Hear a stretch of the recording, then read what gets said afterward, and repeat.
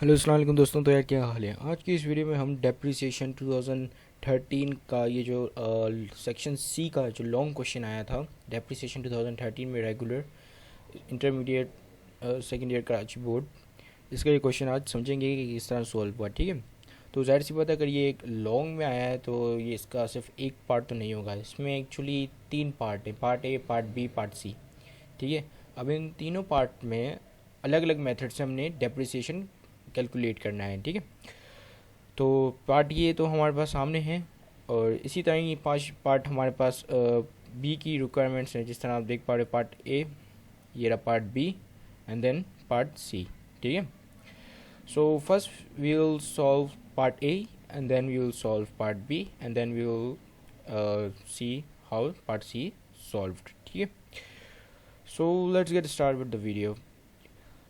तो part A में लिखा हुआ है ऑन सितंबर 30 को 2008 में ये ईयर है, Munib company limited purchase a machine for ₹2,50,000 with 5% trade discount. The following expenditure were also incurred on machine: installation charges, insurance in transit, freight और 2 ईयर फायर इंश्योरेंस। ठीक है, फ्रेजन कहते हैं यानी कि जब आप जो है उसको कैरेज इन ऐसे ही समझ लें। ठीक है, जब आप अपनी इन्वेंट्री को या मशीन को लेकर आ रहे होते हैं तो आप फ्रेजिन उस पर पे करते हो। ठीक है, एंड इंस्टॉलेशन चार्जेस, अब उसमें वो जो ज़ाहिर सी बात है हैवी मशीन है, अब उसको इंस्टॉल करें। अब यहाँ पर हम कोई ऐसी मशीन्स की बात नहीं करें, जनरेटर वगैरह की बात नहीं करें, हम यहाँ पर बहुत ज़्यादा हैवी मशीन्स की बात करें जो कि प्रोडक्शन करती है। क्या करती है? जो कि प्रोडक्शन का काम करती है। ठीक है, इस तरह की मशीनों की हम बात करें जो कि फैक्ट्रीज वगैरह में लगाई जाती है ताकि उससे प्रोडक्शन की जाए।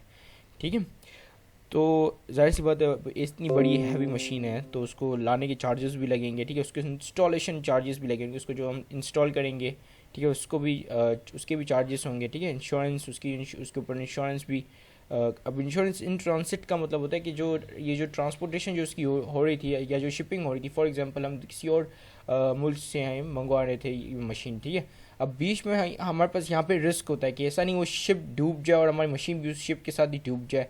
ठीक है, तो इसकी वजह से हम उसके ऊपर एक इंश्योरेंस खरीद लेते हैं कि अगर वो ऐसा हो भी तो हमारे पैसे ना डूबे, हमें इंश्योरेंस कंपनी कंपनसेट कर ले। ठीक है, हमें इंश्योरेंस कंपनी पे कर ले ताकि हमारा ये जो रिस्क है ये ऑफसेट हो जाए, ऑफसेट हो जाने की ख़त्म हो जाए।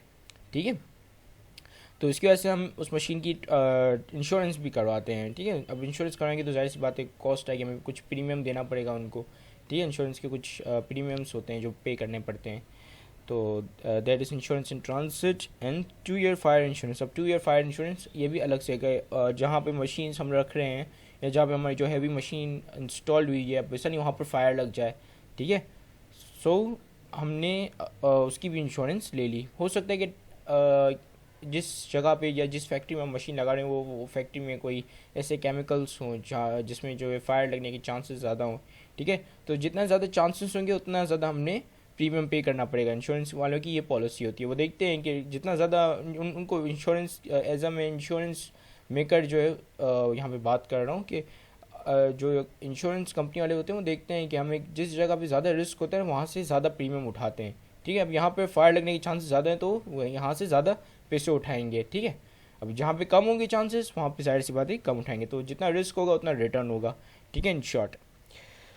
सो मैंने तो यहाँ पे कुछ ज़्यादा ही नॉलेज को झाड़ रहा हूँ। ठीक है, let's get back to the accounting.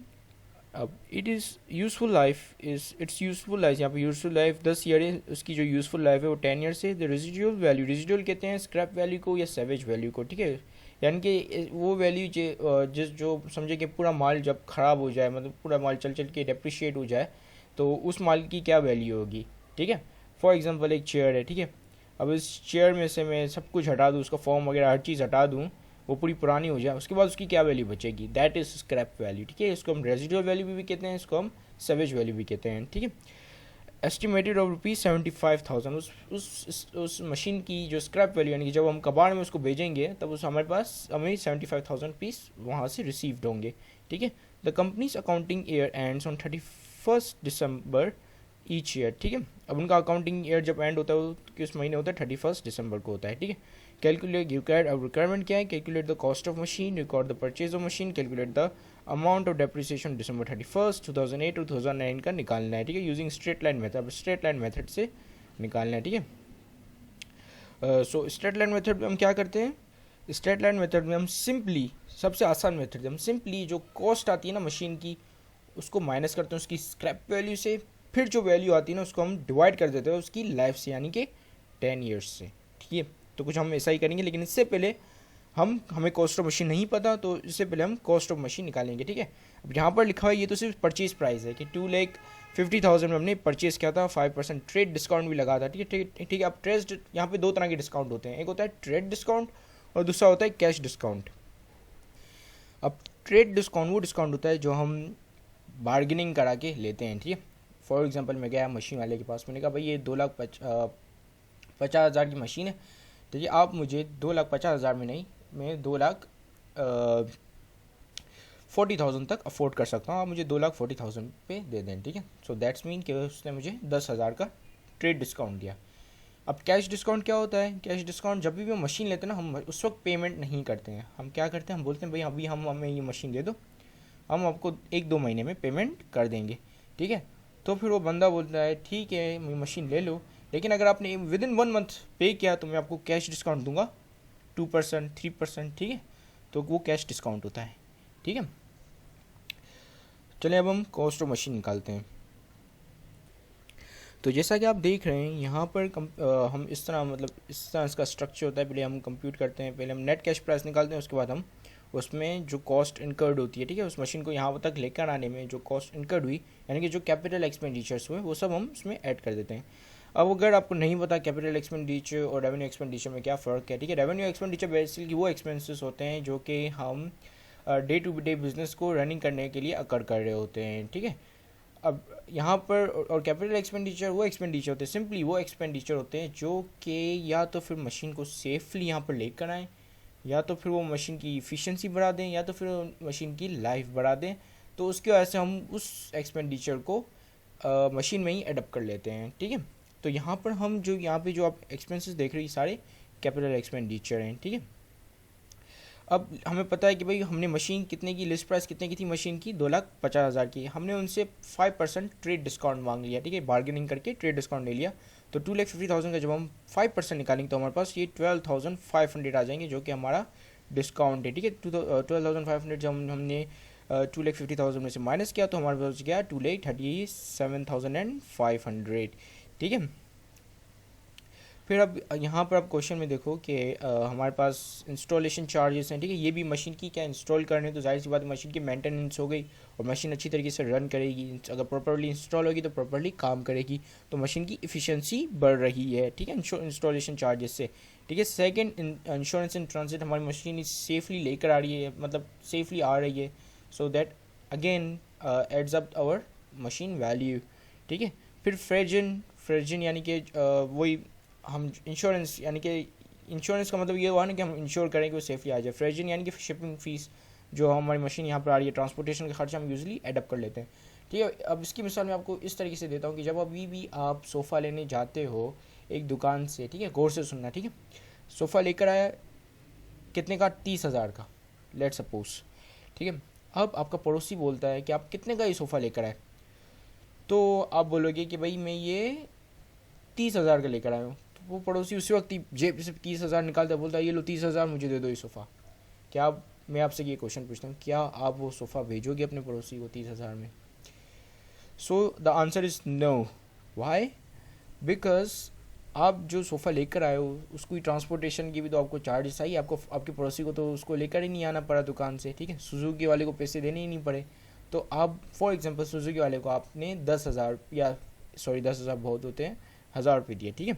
तो आप अपने पड़ोसी को बोलोगे नहीं मुझे सुजुकी भी कॉस्ट आई, शिपिंग कॉस्ट आई मुझे, मैं आपको ये सोफ़ा जो है वो 31,000 का भेजूँगा अगर आपने ख़रीदना है तो, ठीक है। तो इसी तरह फ्रेजिन इसकी वजह से ये एडअप हो जाता है मशीन की कॉस्ट में, ठीक है।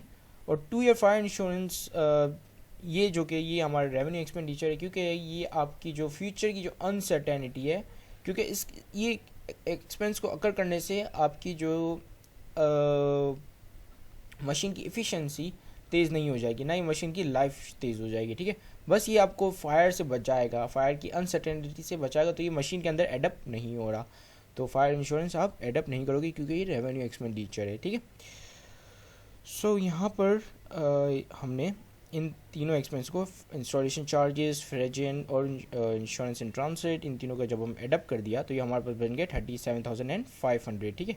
फिर 37,500 को हमने जब नेट कैश प्राइस पे जब एडप्ट किया तो हमारे पास ये हो गए 2,75,000, that is our what cost of machine, that is our cost of machine, ये अब हमारी कॉस्ट ऑफ मशीन निकल गई, ठीक है। अब हमारी जो दूसरी रिक्वायरमेंट है वो है, हमने कैलकुलेट कर लिया कॉस्ट ऑफ मशीन। दूसरी record the purchase of machine, records the purchase of machine, यानी कि अब हमने जर्नल एंट्री पास करनी है, ठीक है। अब कैसे करोगे, सिंपल, यहाँ से देखकर, ठीक है। लिस्ट प्राइस कितनी है मशीन की, 2,50,000, ठीक है। कैश कितना दिया होगा आपने, लेकिन हमने ट्रेड डिस्काउंट हुआ है 12,500 का, लेकिन आपने कैश कितना दिया होगा फिर 2,37,500 किसको, मशीन को अक्वायर करने के लिए, ठीक है। तो उसकी जर्नल एंट्री कुछ इस तरह बनेगी, ठीक है। मशीन कितने की आई, 2,37,500 की, और कैश आपने कितना दिया, 2,37,500, ठीक है। फिर अब क्या होगा कि यहाँ पर ये रहा, अपनी कितनी जो एडिशनल कॉस्ट कितनी इनकट की मशीन की एफिशिएंसी और लाइफ को बढ़ाने के लिए आपने ये इंस्टॉलेशन चार्जेस की फ्रेजिन किया, ठीक है, इंश्योरेंस ट्रांसिट किया। आप चाहे तो आप इन सारे अकाउंट्स को लिख लो और फिर यहाँ पर कैश की एंट्री डाल दो, ठीक है, 37,500 से, या तो फिर आप डायरेक्ट मशीन, क्योंकि साथ मशीन की वैल्यू को एडअप कर रहे हैं, तो आप यहाँ पर डायरेक्ट यहाँ पर मशीन लिखकर 37,500 से और कैश लिखकर 37,500 से इसको डेबिट क्रेडिट इजीली कर सकते हो, ठीक है। फिर आखिर में हमारे पास प्रीपेड इंश्योरेंस, जो हमने इंश्योरेंस यहाँ पर लिखी हुई है कि 2 ईयर फायर इंश्योरेंस हमने 50,000 की पे की, अब आप इनकी इसकी एंट्री पास करोगे, ठीक है। पे की किसके ज़रिए पे की, कैश के ज़रिए की, तो 50,000 इंश्योरेंस हमने इंश्योरेंस खरीदी 50,000 की और कैश पे किया 50,000 का, ठीक है। तो ये भी डेबिट क्रेडिट हो गया। अब यहाँ पर हम कैलकुलेट करेंगे स्ट्रेट मेथड से डेप्रिसिएशन, ठीक है, डेप्रिसिएशन एक्सपेंस, ठीक है। तो हमें कॉस्ट ऑफ मशीन पता है कितनी है, कॉस्ट ऑफ मशीन हमारी कितनी है, कॉस्ट ऑफ मशीन हमारी 2,75,000, ठीक है, 2,75,000 that is our cost of machine, ठीक है। और हमारी जो स्क्रैप वैल्यू है, जो ये हमने कहाँ से निकाली, हमने क्वेश्चन से निकाली, ठीक है। ये रही स्क्रैप वैल्यू 75,000। हमने जब हमारी कॉस्ट ऑफ मशीन को माइनस कर दिया, हमारे पास ये रही 10 ईयर, यहाँ पर लिखी हुई 10 ईयर लाइफ है उसकी, ठीक है। जब हमने अब हमारी मशीन की स्क्रैप वैल्यू को मशीन की कॉस्ट से माइनस किया और फिर डिवाइड कर दिया 10 से, तो हमारे पास एनुअल डेप्रिसिएशन आ गया 20,000, ठीक है। इसको मैं आपको कैलकुलेटर से करके बताता हूँ, ठीक है। देखें, अब ये हमारी मशीन की वैल्यू कितनी है, 2,70,000, टू नहीं दबा यहाँ पर, पता नहीं क्यों, 2,75,000, ठीक है। अब इसको मैं माइनस कर दूंगा हमारी स्क्रैप वैल्यू से जो कि 75,000, ठीक है। तो ये कितना बना, 2 लाख। अब 2 लाख को मैं डिवाइड कर दूंगा 10 से, ठीक है, तो हमारे पास एनुअल डेप्रिसिएशन आ जाएगा जो कि 20,000, ठीक है। तो यहाँ पे ये 20,000 आ गया। अब ठीक है, अब यानी कि 2008 में भी हमारा ये 2,20,000 जो है वो डिवाइड हो जाएगा, क्योंकि यहाँ पर अगर आप गौर से देखें 2008 में मुनीब को परचेज सितंबर में, सितंबर 30 को, ठीक है, सितंबर, अक्टूबर, नवंबर, दिसंबर, ठीक है। तो 3 महीने का सिर्फ हम डेप्रिसिएशन निकालेंगे क्योंकि हमने बिजनेस स्टार्ट ही सितंबर से किया है, ठीक है। तो यहाँ पर इसीलिए आपने यहाँ पर 3 मंथ्स का खाली निकाला है, ठीक है। 3 डिवाइड बाई 12 कर दिया, ठीक है। अब ये अगर आपको समझ में नहीं आ रहा होगा तो मैं आपको ये अच्छी तरीके से एक्सप्लेन करता हूँ, ठीक है। देखें, एक साल में कितने महीने होते हैं, 12, ठीक है। अब 12 में से जब हमने 3 महीनों का निकालना है, मतलब समझिए 12 हिस्से हैं, ठीक है, 12 हिस्सों में से जब हम 3 महीनों को 3 महीनों का निकालेंगे तो 3 डिवाइड बाय हम 12 करते हैं, ठीक है। तभी हमें किसी भी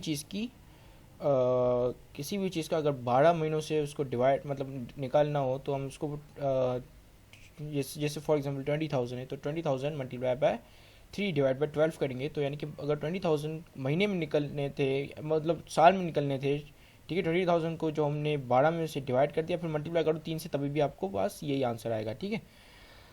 अब यानी कि 12 हिस्सों में से, इसको सिंपल आप इस तरह समझें कि 12 हिस्सों में से 3 हिस्सों का निकाल रहे हैं हम, ठीक है। तो अगर 20,000 के मैं 12 हिस्से करता हूँ और उसमें से 3 हिस्सों का निकालता हूँ, सो दैट इज़ कि मैं 20,000 मल्टीप्लाई बाय 3 डिवाइड बाय 12 करता हूँ, ठीक है। तो हमने यहाँ पर कुछ ये किया है, ठीक है। 20,000, क्योंकि ये सितंबर में से शुरू हुआ है, सितंबर, अक्टूबर, नवंबर, दिसंबर, ठीक है। तो ये 3 महीने का खाली हमने डेप्रिसिएशन निकाला, ठीक है। 3 महीने का कैसे निकाल दिया, 20,000 डिवाइड बाय 20,000 से क्लियर कर दूँ, 20,000 मल्टीप्लाई बाय 3 डिवाइड बाय 12, ठीक है। तो हमारे पास आ गया 5,000, ठीक है। तो यहाँ पे हमने पहले साल का 5,000 निकला। अब दूसरे साल का तो पूरा का पूरा ही आएगा 20,000, ठीक है, क्योंकि दूसरा साल हमने पूरा का पूरा बिजनेस किया, ठीक है। तो दूसरे साल आया हमारा 20,000। तो टोटल डेप्रिसिएशन एक्सपेंस हमारे पहले साल का और दूसरे साल का यहाँ पर पे आ गया, ठीक है। अब अक्यूमुलेटेड कितना होगा, 25,000, ठीक है। अब यहाँ पर आ गया हमारा पार्ट बी, ठीक है। ज़ैद आसिम परचेस्ड अ मशीन